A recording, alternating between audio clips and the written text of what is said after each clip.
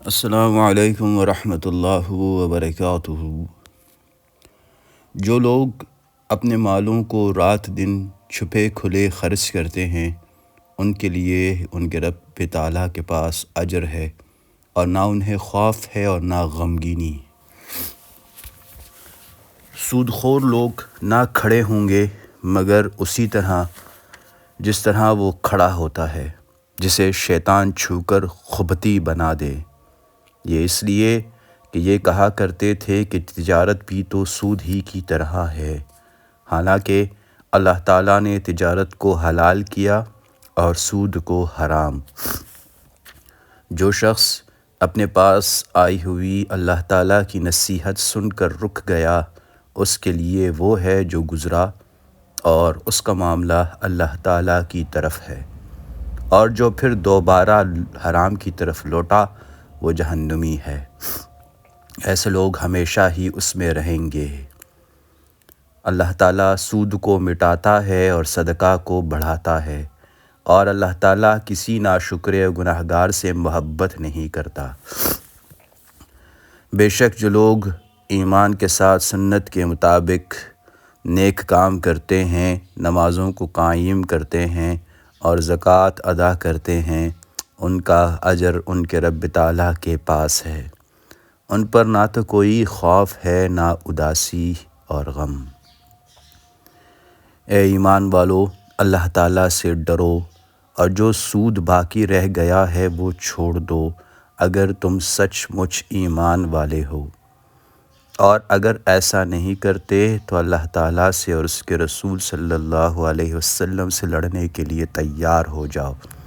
ہاں، اگر توبہ کر لو تو تمہارا اصل مال تمہارا ہی ہے، نہ تم ظلم کرو نہ تم پر ظلم کیا جائے۔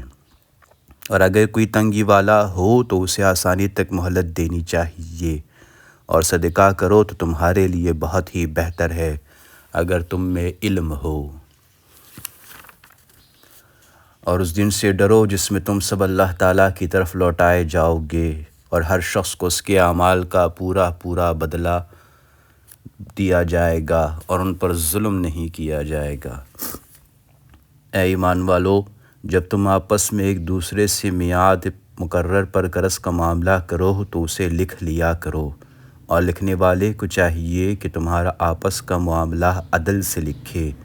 کاتب کو چاہیے کہ لکھنے سے انکار نہ کرے جیسے اللہ تعالیٰ نے اسے سکھایا ہے، پس اسے بھی لکھ دینا چاہیے، اور جس کے ذمہ حق ہو وہ لکھوائے اور اپنے اللہ تعالیٰ سے ڈرے جو اس کا رب ہے، اور حق میں سے کچھ گھٹائے نہیں۔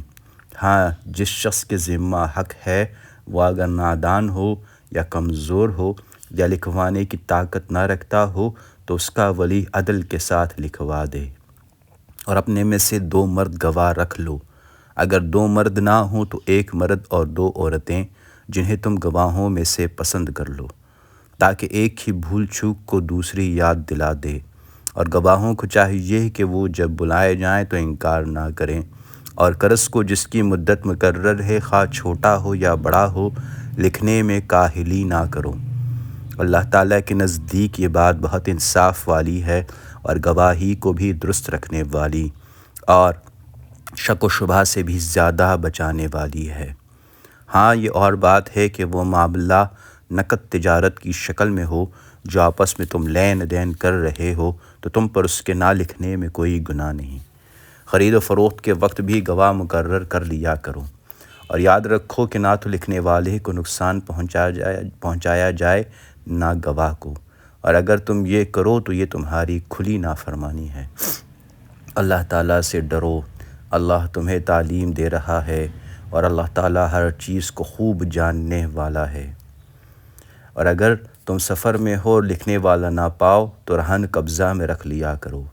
ہاں، اگر آپس میں ایک دوسرے سے مطمئن ہو تو جسے امانت دی گئی ہے وہ اسے ادا کر دے، اور اللہ تعالیٰ سے ڈرتا رہے جو اس کا رب ہے۔ اور گواہی کو نہ چھپاؤ، اور جو اسے چھپا لے وہ گناہگار دل والا ہے، اور جو کچھ تم کرتے ہو اسے اللہ تعالیٰ خوب جانتا ہے۔